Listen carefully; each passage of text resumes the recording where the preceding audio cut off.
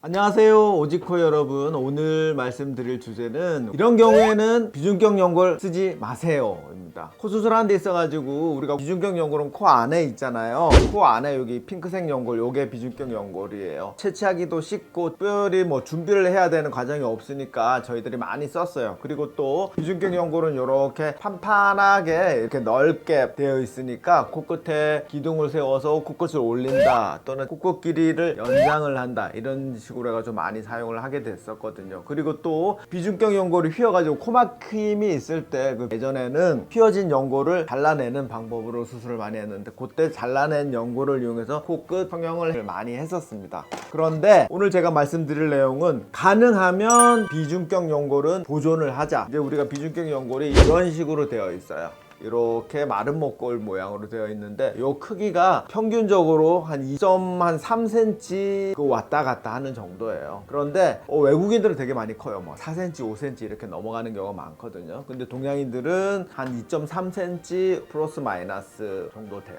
또 되게 이게 얇아요. 그래서 우리가 이렇게 손가락을 넣어서 입구 부분을 만져보면 가운데 부분에 만져지는 단단한 부분이 비중격 연골이거든요. 그래서 이걸 손을 만져보면 내 연골은 얼마나 평평한지, 휘어져 있는지 또는 단단한지 등을 알 수 있습니다. 그 비중격 연골을 우리가 다 채취를 할 수가 없어요. L자 모양, 알파벳 L자 모양으로 해가지고 요 두께를 보통 한 15mm 또는 좀 작게 작으면 12mm 정도는 남겨두고 요 부분만큼만 이렇게 사용을 하게 됩니다. 그 연골을 가지고 코끝을 수술을 할 수 있는데요. 그러다 보니까 요게 보통 한 1cm 미만이 되는 경우가 많아요. 연골이 되게 작은 거죠. 그렇게 해서 하니까 우리가 충분하게 코끝 길이를 연장을 한다든지 높이를 올린다든지 그러기 부족하다는 거죠. 그리고 또 하나, 남아있는 연골의 안정성이 문제가 되는 거예요. 그러니까 기존의 비중격 연골이 전체적으로 남아있을 때도 얇으면 약할 수가 있거든요. 그런데 그거를 이런 식으로 잘라내면 남아있는 부분의 안정성이 훨씬 더 약해지는 거죠. 그러면은 여기 콧등 중간 부분이 주저앉는다든지 또는 이 앞부분에 이 연골이 염증이 생겨가지고 만약에 이 부분이 연골로 떼고 이 부분이 염증으로 녹아버려요.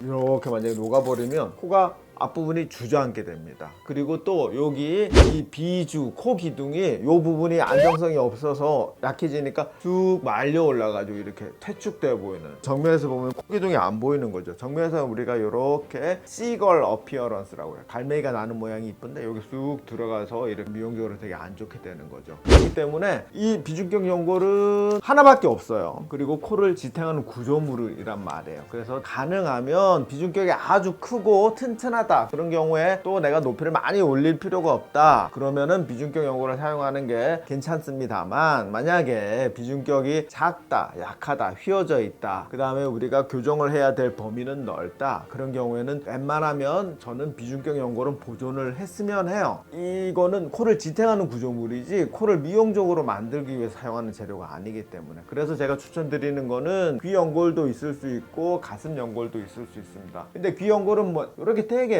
부드러워 말랑말랑해요. 그리고 더군다나 이렇게 굴곡이 되게 심하고, 그랬을 때 우리가 코에 사용하기에 있어 가지고 적절치 않을 수가 있습니다. 이게 보조적으로 높이를 조금 더 더하거나 기둥이 튼튼하게 세워졌을 때 높이를 조금 더 더하거나 그럴 때는 사용을 할 수 있지만, 그렇지 않다면 저는 적극적으로 가슴 연골, 늑연골을 사용하는 걸 추천드립니다. 늑연골은 우리가 오른쪽에 1번부터 12번까지, 왼쪽에도 1번부터 12번까지가 있어요. 물론 그걸 다 쓸 수 있는 건 아닌데 우리가 일반적으로 많이 쓰는 거는 6, 7, 8번을 가장 많이 쓰고 또 4, 5번도 쓸 수가 있어요. 그러면 가령 4, 5, 6, 7, 8 5개, 오른쪽에 5개, 왼쪽에 5개, 그걸 전체를 다 쓰는 것도 아니고 보통 한 2.5, 3cm 정도, 그 정도를 쓸 수 있기 때문에 우리가 이제 세장이 이렇게 철사줄로 된 세장인데 거기에 한 마디 정도가 없어도 이게 다 모양이 유지가 될 수 있거든요. 그리고 흉터도 우리가 얼마든지 요거를 눈에 보이지 않게 작게 이렇게 만들 수도 있단 말이에요. 네, 오늘은 기존에 알려진 대로 첫 번째 수술은 비중격 연골, 귀 연골로 해서 수술을 하고 나중에 대수술을 할 때 가슴 연골을 쓰는 게 좋지 않냐, 이런 것들이 일반적인 생각인데, 첫 번째 수술에서도 적극적으로 가슴 연골, 늑연골을 사용하는 것을 고민해 봐야 되는 경우, 뭐 비중격 연골이 약하다든지 작다든지